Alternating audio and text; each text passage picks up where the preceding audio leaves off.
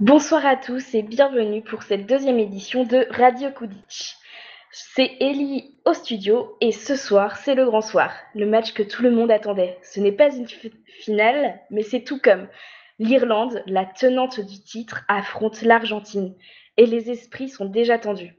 Entre joie et frayeur, la soirée promet d'être pleine de rebondissements.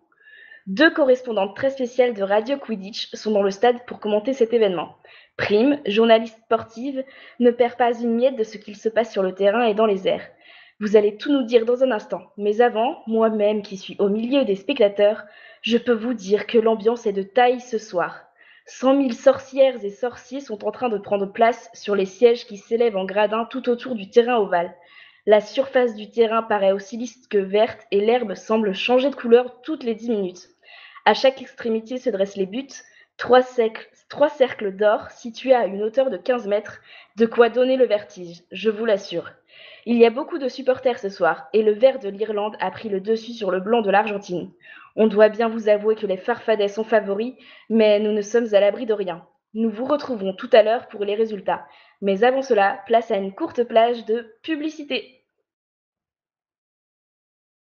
Avec sa ligne aérodynamique et son manche en bois de cerisier recouvert d'un vernis garanti inattaquable, le nouveau Météor 2000 représente le dernier cri en matière de technologie.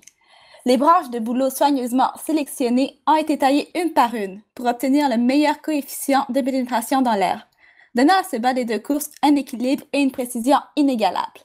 Avec des accélérations de 0 à 240 km/h en 10 secondes et un sortilège de freinage à toute épreuve, il offre les meilleures performances et les meilleures conditions de sécurité disponibles sur le marché.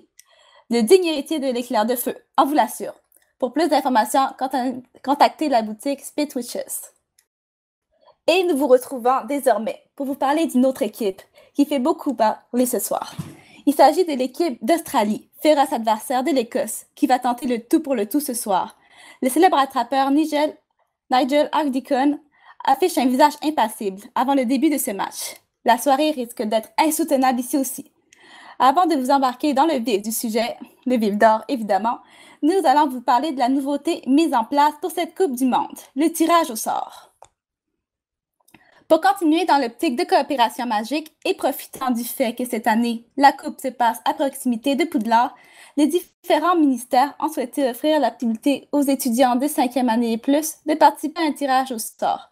Un étudiant sera choisi pour chacune des équipes inscrites. Je me permets de vous interrompre, ma chère Prime, pour un flash news ici sur le terrain. Les deux batteurs de l'équipe d'Argentine sont en forme. Ils viennent de nous le prouver avec cette figure réussie qu'ils viennent de réaliser. La défense en double patte. Pour ceux qui l'ignorent, celle-ci consiste à la cohésion entre le duo de batteurs. Elle prend effet lorsque les deux batteurs frappent simultanément le cognard pour lui donner un maximum de puissance. Celui-ci devient alors un véritable danger pour l'équipe adverse. Le cognard semble avoir visé l'une des poursuiveuses de l'équipe d'Irlande, notre chère Arietta Fawkes. Celle-ci est sur le point de tomber de son balai. Elle se rattrape in extremis. Elle reprend le contrôle de son balai. Elle perd la hauteur, la voilà qui fonce droit vers les spectateurs. Oh mon Dieu!